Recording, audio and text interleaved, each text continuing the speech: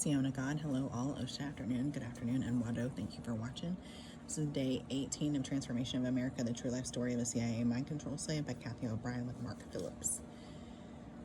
Triggered into the part of me that endured the right to remain silent, I assumed Trudeau knew all about my interdimensions according to my deliberately formed perceptions.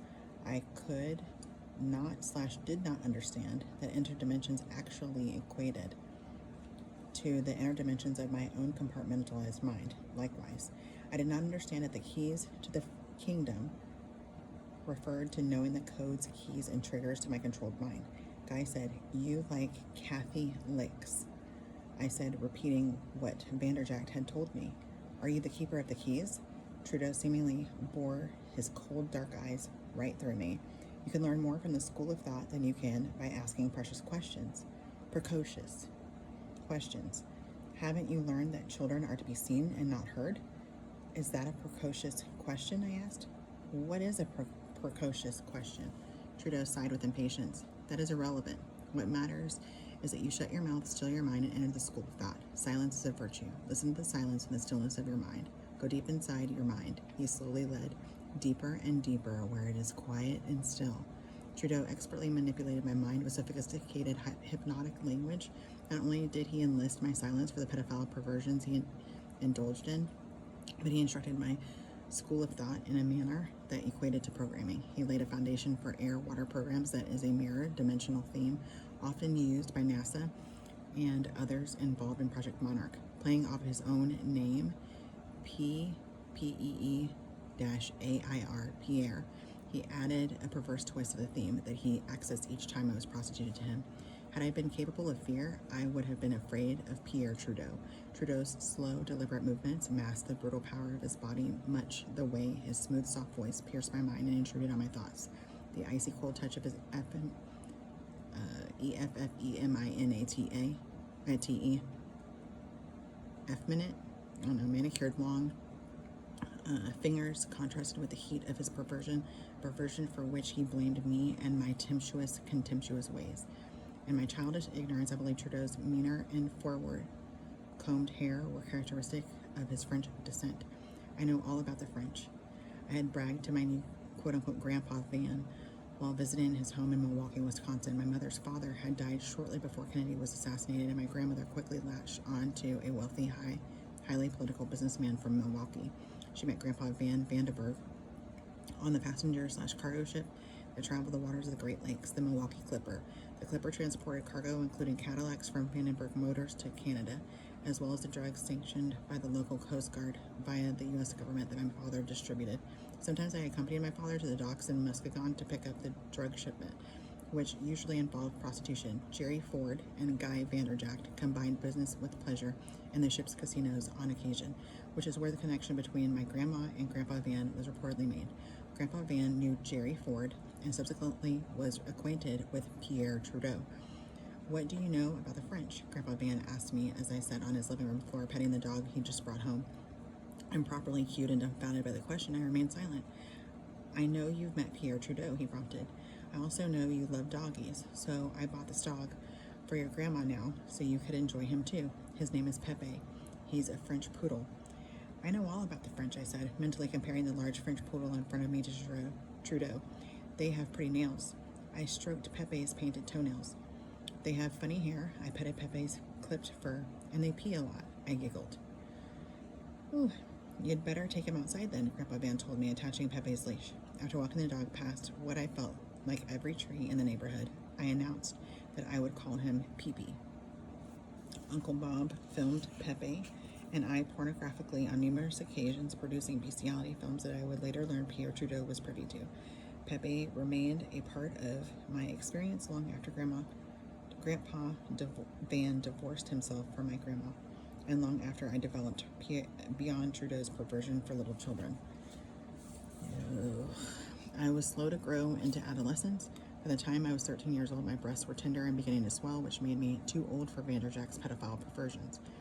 When my father brought me to Mackinac Island for routine prostitution at the political retreat, Vanderjagt introduced me to a new friend he had made now that he was in Washington, D.C. as a U.S. Congressman, U.S. Senator Robert C. Byrd, Democrat from West Virginia. Byrd had been a U.S. Senator as long as I had been alive, serving as Senate Whip and later as President pro tempore of the Senate and as the all-powerful state appropriations leader. Byrd commanded attention and respect from all who came in contact with him, particularly from my father. When we were left alone in his room, he loomed over me in a threatening stance, his cold blue, slitty eyes locked onto mine. I undressed and climbed into his bed as ordered. I was momentarily relieved to find that his penis was abnormally tiny, so small it didn't even hurt, and I could breathe with it in my mouth. Then he began to indulge himself in his brittle perversions, talking on and on about how I was made just for him. Due to the vast amounts of pain I could withstand, the spankings and police handcuffs I had previously endured were child's play compared to Senator Byrd's near-death tortures. The hundreds of scars on my body still show today. With Vanderjack, sex was a matter of how much I could give, whereas with Byrd, it was how much I could take. And I was forced to take more pain than a human could logically withstand. I was dedicated to Byrd at age 13, which meant he would be directing my future in Project Monarch, and my father would raise me according to his specifications. My MPD/DID existence became more regiment from the point on. I was kept physically worn down to the point of exhaustion in order that I be sufficiently receptive to my father's limited hypnotic programming capabilities to condition my mind for mind control. The pornography I was forced to participate in became much more violent immediately after Byrd, switching me from predominantly pedophile and bestiality themes to torturous versions of sadomasochism, S&M. My father and mother worked in tandem daily to break my spirit, destroying any remnants left of my self-confidence, tearing down my self-esteem, and thus annihilating my free will urges. They conditioned taught me my dreams were reality and my reality were dreams, that black is white and up is down. Good night, sleep tight, dream about your mommy and daddy is what I heard every night. This was intended to confuse my mind, to believe incest in the middle of the night was just a bad dream. My television, books, and music became even more strictly controlled and monitored than before. This was not only to infringe on my last minuscule freedom of choice, but for total mind control conditioning purposes. For example, annual televising of Judy Garland's Wizard of Oz was celebrated as a grand holiday around my house. This was to prepare my mind for future-based programming on the theme that I, like Dorothy, could spin into another dimension over the rainbow. After all, birds, BYRDS, fly over the rainbow, was a theme that became part of my life. My father insisted I watch the Walt Disney movie Cinderella, with him paralleling my existence as Cinderella's, magically transforming from a dirty little slave to a beautiful princess. In typical reverse psychology humor, he referred to pornographic photos when singing, "Someday my prince." She put in parentheses, PRINTS, will come, or by placing literal sexual emphasis on will come. Okay, glad my time's almost done. Just saying.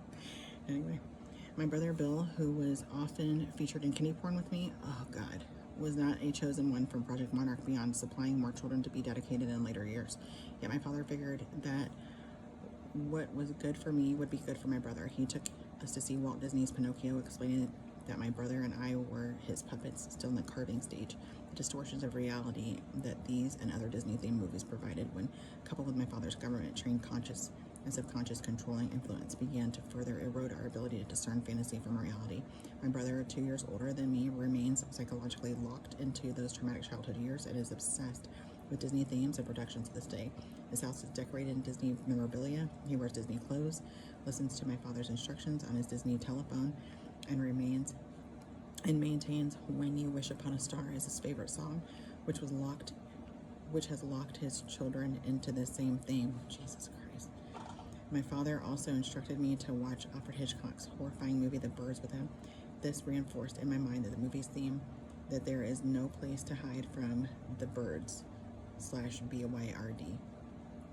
I was quickly beginning to lose all ability to question anything but my own judgment. It was easy to believe that there was indeed no place to go, no place to run, no place to hide, which is a necessary, no place to run, no place to hide, which is necessary and primary psychological basis for government/military mind control. In later years, "Who you gonna call?" and Ronald Reagan's quip, "You can run, but you can't hide," echoed deep within my mind. After all, even if I could think to seek help, who would help me? The police, the church, my parents, relative, politicians, school.